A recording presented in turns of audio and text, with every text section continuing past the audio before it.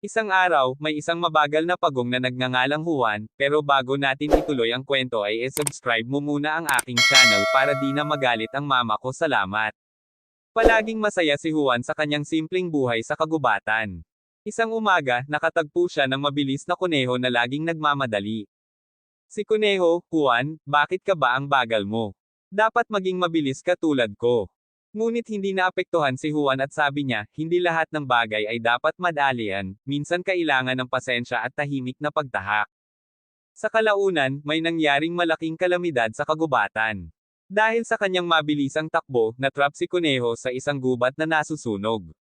Si Juan, bagamat mabagal, ay nagtagumpay na makalabas sa panganib dahil sa kanyang maingat na pag-aalalay at pagtahak. Nauunawaan ni Kuneho ang kahalagahan ng pagiging matalino at maingat. Mula noon, nagkaroon siya ng bagong respeto kay Juan at natutunan din niyang magkaroon ng tamang balanse sa buhay. Wakas, please like, share, comment and subscribe.